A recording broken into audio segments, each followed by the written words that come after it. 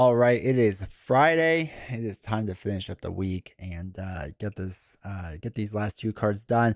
We are still in the Star Lord Hero pack. We have a ally, and this one's an event, right? Yeah, an event.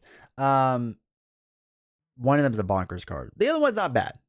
The one is a Bonkers card, and we have to talk a bit about it. So I'm really excited to dive into this. So let's go look at some cards. As always, there's a podcast format. Go listen to the podcast. Go subscribe to the podcast. Go review the podcast. Even if you don't like listen to an all-time podcast, just doing that little stuff helps out the podcast channel a lot.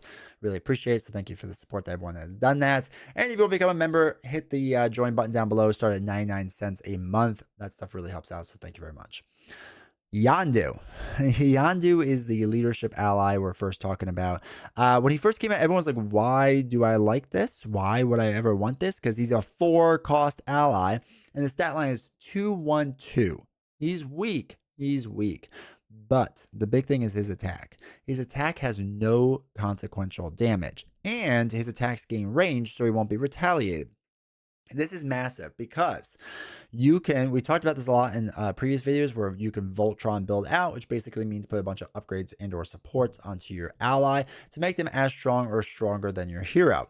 There are enough Guardian upgrades, there's enough supports, there's enough everything to really stack Yondu and make him swing in 3-4 damage each round, and not take any consequential damage. Plus, now with Retaliate, you don't have to worry about getting hit with Retaliate because he's just ranged. You don't have to worry about it. So Yondu is incredibly strong. But you have to plan around him. He's not someone you casually throw into the deck. He's someone that you are planning around. He is the focus of your deck, and all building should be done for him, giving as much life as possible, healing him when you can, all that. But I like him a lot. I like Yondu a lot.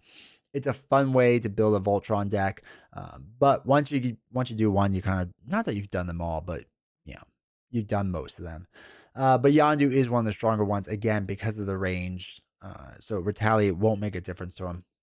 Let me know if you use Yondu. Again, he works in multiplayer. He works in solo. He works any single way because he's just an ally shooting things and destroying things. Super helpful. Super nice.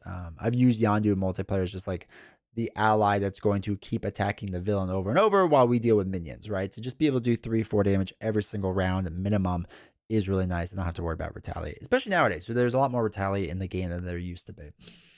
All right, next one we got to talk about is Air Supremacy. It's a 2-cost leadership event. It's an aerial tactic card.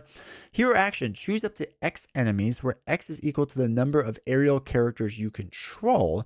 Deal 3 damage to each chosen enemy. Now, we mentioned in yesterday's video, or the one before, about aerial. There's more aerial cards out there. This is an example. This is actually pretty interesting. Because if you yourself are aerial, or you got aerial through an upgrade or support or whatever, and you get a couple of them out there, you can have a lot of aerial characters, right? Let's just say you're building out where you have yourself as an aerial and you're able to get like, whatever upgrade or support out there, so you can get like 4 or 5 allies out there. So you'd be able to, let's say, deal 5-6 damage. I'm sorry, you'd be able to choose 5 or 6 enemies off the aerial characters you control to deal 3 damage to each of them.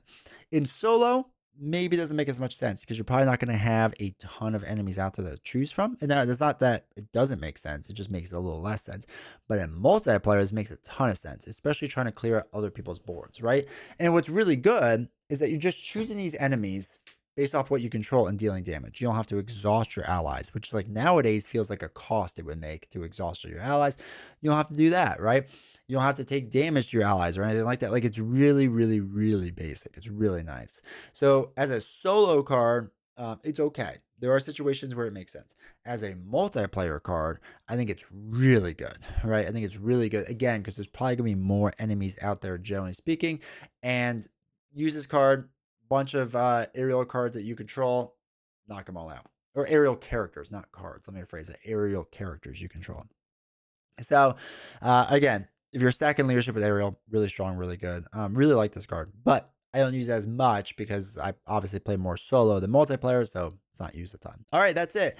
So happy Friday. Hopefully, you've enjoyed this series for this week. We probably won't do this next week because I'm gonna be on vacation next week and I just don't have time to record all of them, most likely. But we'll see. Maybe there'll be a surprise. But I wouldn't get your hopes up. So anyway, as always, let me know your thoughts down below in the description. What you like about these cards, what you don't like about them, etc.